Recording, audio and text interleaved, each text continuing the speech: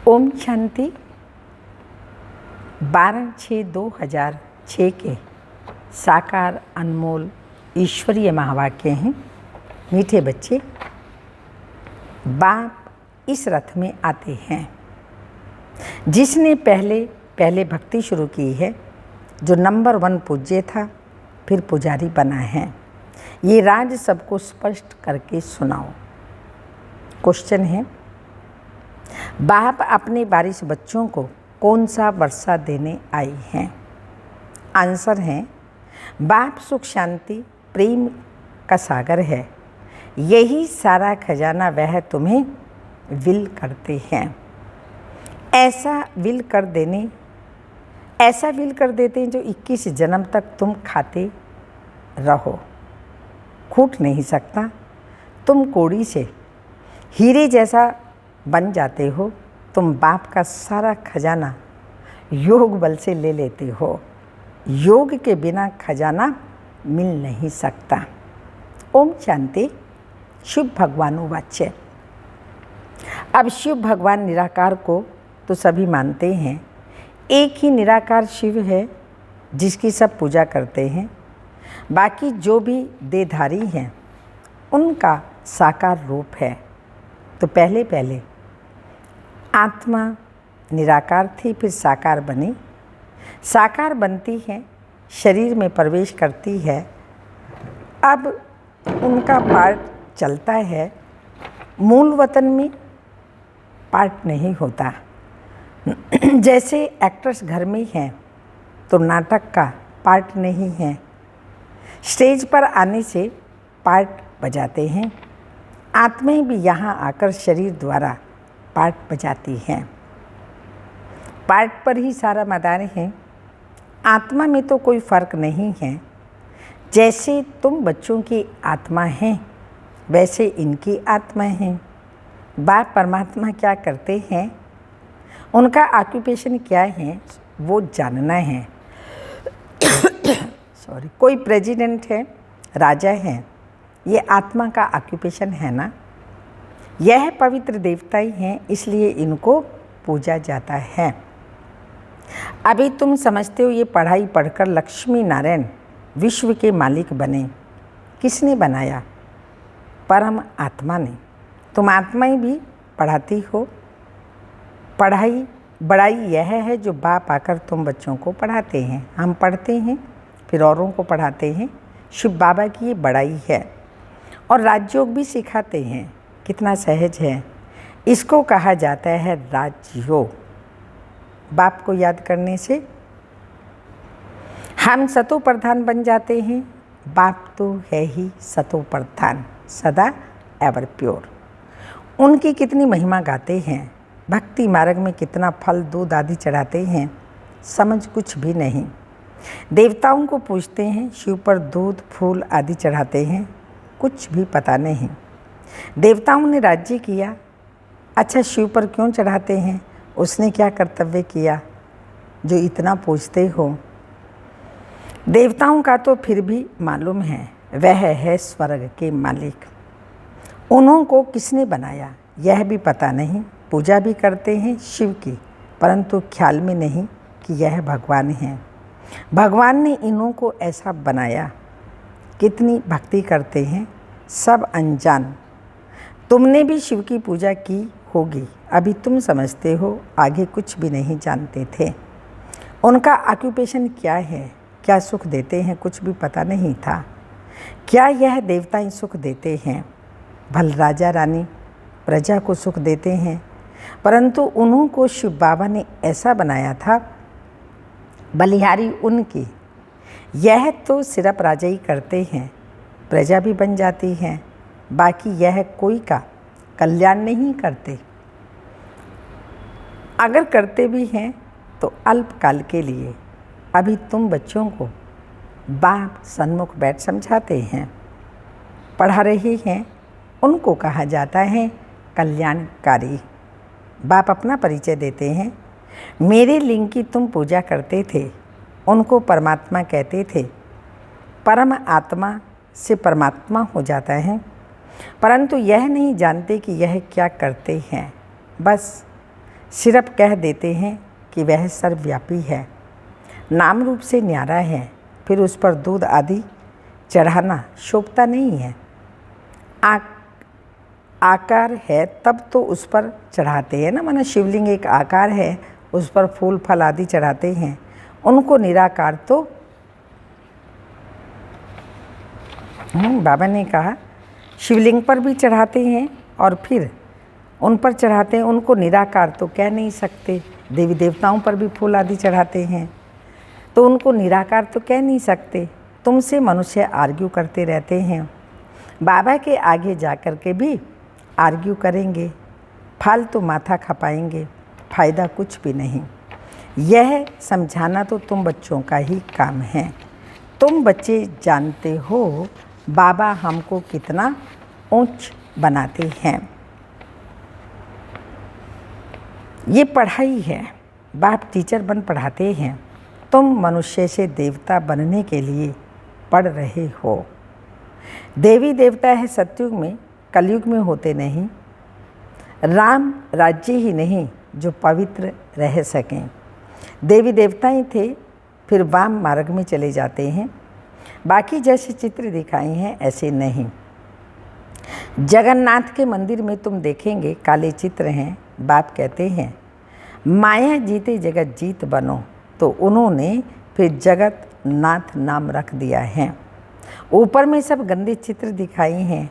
देवताएं वाम मार्ग में गए तो काले बन पड़े, उनकी भी पूजा करते रहते हैं। मनुष्यों को तो कुछ भी पता नहीं है कब यह पूज्य थे। 84 जन्मों का हिसाब किसी की भी बुद्धि में नहीं है। पहले पूज्य सतो प्रधान थे, फिर 84 जन्म लेते लेते तमो प्रधान पुजारी बन पड़ते हैं। रघुनाथ मंदिर में काला चित्र दिखाते हैं, अर्थ तो उनका कुछ भी समझते नहीं। अभी तुम बच्चों को बाप बैठ समझाते हैं। ज्ञान चिता पर बैठ गोरे बनते हो, काम चिता पर बैठ काले बन पड़ते हो। देवताएं वाम मार्ग में जाकर भिखारी बन पड़े, फिर उनका नाम देवता रख नहीं सकते। वाम मार्ग में जाने से काले बन जाते हैं, ये निशानी दिखाई है। तुम जानते हो कि शिव बाबा तो काला बनता ही नहीं, वह तो हीरा है। जो तुमको भी हीरे जैसा बनाते हैं वह तो कभी काला बनते नहीं। उनको फिर काला क्यों बना दिया है? कोई काला होगा उसने बैठ काला बनाया। हाँ, कोई काला होगा बाबा कहते हैं उसने काला बनाया। शिव बाबा कहते हैं हमने क्या दोष किया जो मुझे काला बना दिया है? मैं तो आता ही हूँ सबको गोरा बनाने, मैं सदैव गोरा हूँ। मनुष्यों की ऐसी बुद्धि बन पड़ी है जो कुछ भी समझते नहीं। शिव बाबा तो है ही सबको गोरा बनाने वाला। मैं तो एवर गोरा मुसाफिर हूँ। मैंने क्या किया जो मुझे काला बनाया है? अब तुमको फिर मैं गोरा बनाता हूँ ऊंच पद पाने के लिए। ऊंच पद कैसे पाने हैं वह तो बाबा ने समझाया है। Follow father. जैसे इसने यानी ब्रह्मा बाबा ने सब कुछ बाप के हवाले कर दिया, फादर को देखो कैसे सब कुछ दे दिया। पल साधारण थे, ना बहुत गरीब ना बहुत साहूकार थे। बाबा अभी भी कहते हैं तुम्हारा खान पान बीच का साधारण होना चाहिए, ना बहुत ऊंच ना बहुत कम। बाप ही सब शिक्षा देते हैं। यह भी देखने में तो साधारण ही आते हैं। तुमको कहते हैं कहाँ है भगवान दिखाओ। अरे आत्मा बिंदी है, उनको देखना क्या है? यह तो जानते हो आत्मा का साक्षात्कार इन आँखों से होता नहीं। तुम कहते हो भगवान पढ़ाते हैं तो जरूर कोई शरीरधारी होगा ना। निराकार कैसे पढ़ाएंगे? मनुष्यों को तो कुछ भी पता नहीं है। जैसे तुम आत्मा हो, शरीर द्वारा पाठ बजाते हो, आत्मा ही पाठ बजाती है। आत्मा ही बोलती है शरीर द्वारा। तो आत्मा वाच्य, परंतु आत्मा वाच्य शोभता ही नहीं है। आत्मा तो वानप्रस्थ वाणी से परे है। वास तो शरीर से ही करेगी। वाणी से परे सिर्फ आत्मा रह जाती है। वाणी में आना तो शरीर जरूर चाहिए ना। बाप भी ज्ञान का सागर है तो जरूर किसके शरीर में आधार लेगा ना।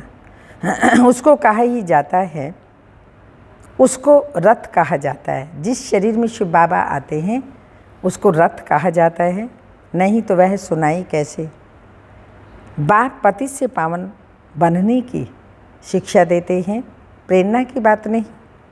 यह तो ज्ञान की बात है। वह आई कैसे, किसके शरीर में आई। अकेला तो जरूर, हाँ आएगा तो जरूर मनुष्य में ही। किस मनुष्य में आई यह कोई को भी पता नहीं है सिवाय तुम्हारे। रचयिता खुद ही बैठ अपना परिचय देते हैं, मैं कैसे और किस रथ में आता हूँ। खुद खुदा आकर के अपनी पहचान देते हैं, मैं कैसे आता हूँ। बच्चे तो जानते हैं कि बाप का रथ कौन सा है। बहुत मनुष्य मूंझे हुए हैं, किस किस का रथ बना देते हैं। जानवर आदि में तो आ न सके, बाप कहते मैं किस मनुष्य में आऊँ। यह तो समझ नहीं सकते। आना ही भारत में होता है। भारतवासियों में भी किसके तन में, हाँ बाबा पूछते किसके तन में आऊँ। क्या प्रेसिडेंट व साधु महात्मा के रथ में आएगा? ऐसे भी नहीं कि पवित्र रथ में आना है।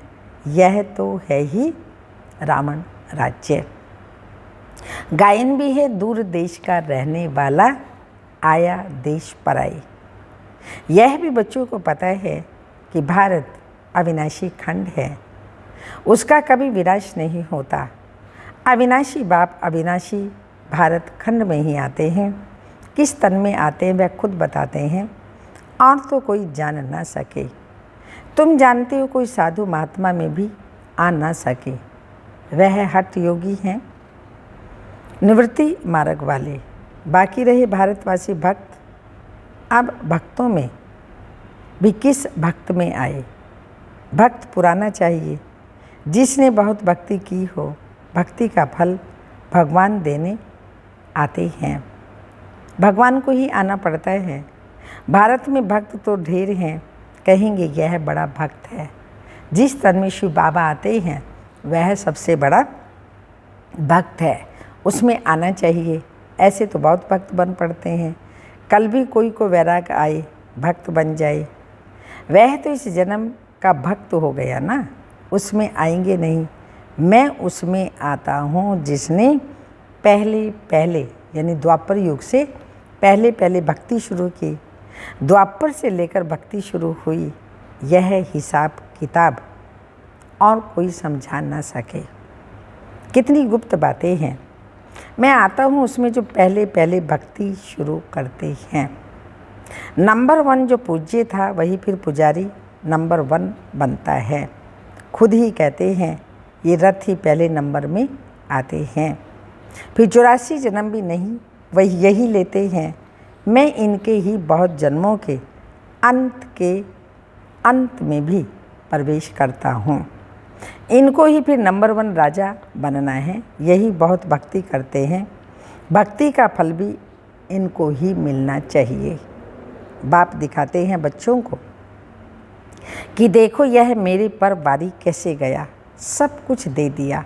ब्रह्मा बाबा ने सब कुछ दे दिया। इतने ढेर बच्चों को सिखलाने के लिए धन भी चाहिए। ईश्वर का यज्ञ रचा हुआ है। खुदा इसमें बैठ रुद्र ज्ञान यज्ञ रचते हैं।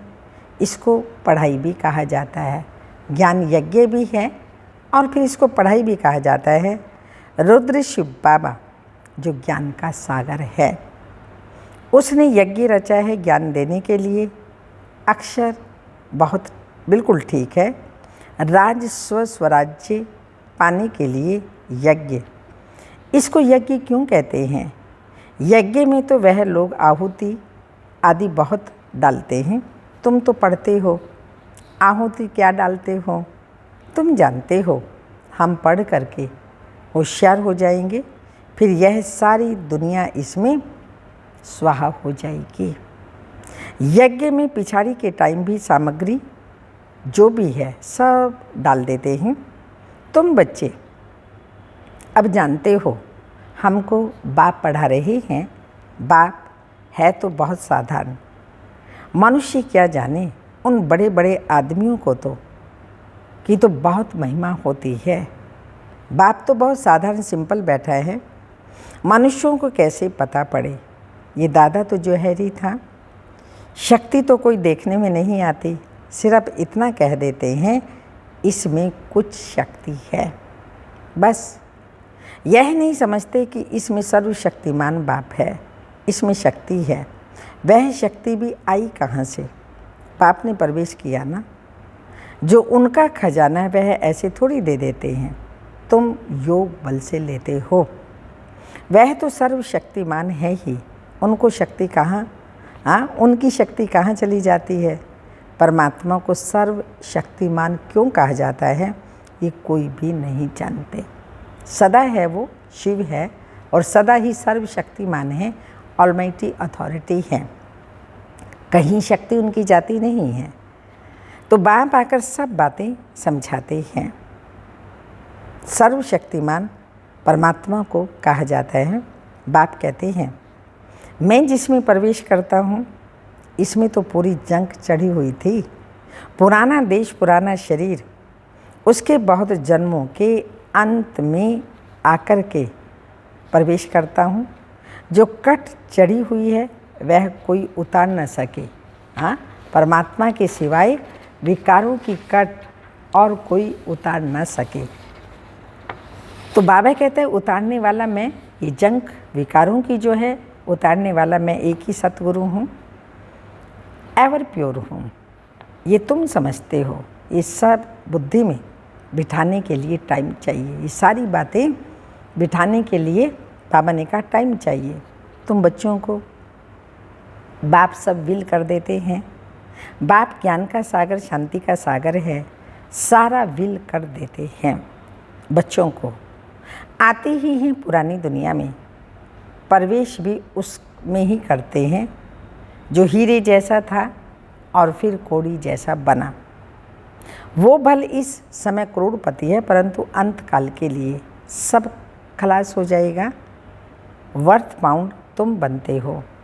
अभी तुम भी स्टूडेंट हो, यह भी स्टूडेंट है। यह भी बहुत जन्मों के अंत में है, कट चढ़ी हुई है। जो बहुत अच्छा पढ़ते हैं उसमें ही कट चढ़ी हुई है, वही सबसे फिर पतित बनते हैं, उनको ही फिर पावन बनाता हूँ। ये ड्रामा बना हुआ है। बाप तो रियल बात बताते हैं, बाप है ट्रुथ। वो कभी उल्टा नहीं बताते। ये सब बातें मनुष्य कोई समझ ना सके। तुम बच्चों बिगर मनुष्यों को कैसे पता पड़े? अच्छा, मीठे मीठे सिक्के लदे बच्चों प्रति माता पिता बाप दादा का याद प्यार। Good morning, diamond morning. रूहानी बाप की रूहानी बच्चों को नमस्ते।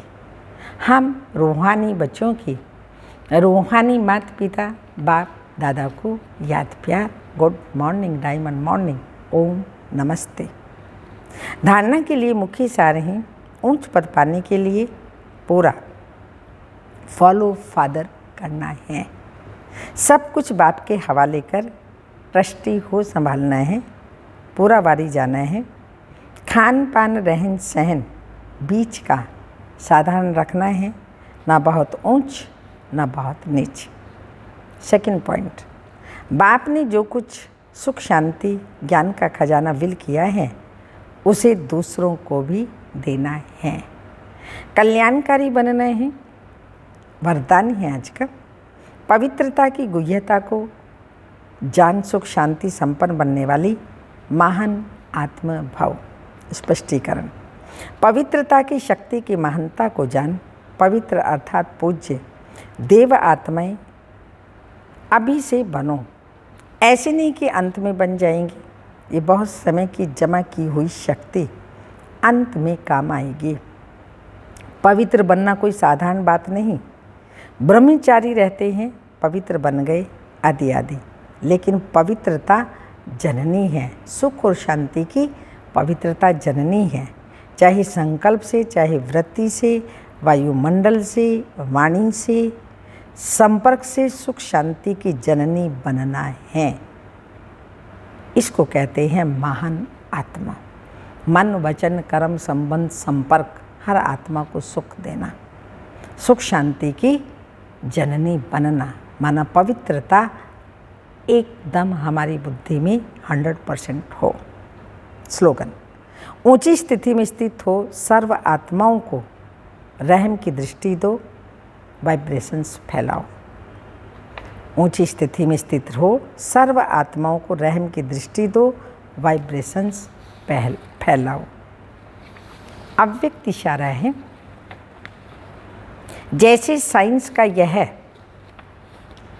यंत्र गर्मी या सर्दी का वायुमंडल बना देता है, ऐसे आप मास्टर सर्वशक्तिमान आत्माएं अपनी साइलेंस याद की शक्ति से, अपने लगन की शक्ति द्वारा जो भी वायुमंडल वाइब्रेशन फैलाना चाहो वह फैला सकते हो। इसके लिए प्रैक्टिस करो। अपने निजी स्वधर्म सुख शांति व शक्ति का वायुमंडल बना दो। उस वायुमंडल में जो भी अब आत्मा आए वह महसूस करे यह बहुत सुख शांति व शक्ति, यहाँ से बहुत सुख शांति व शक्ति प्राप्त हो रही है। ओम शांति।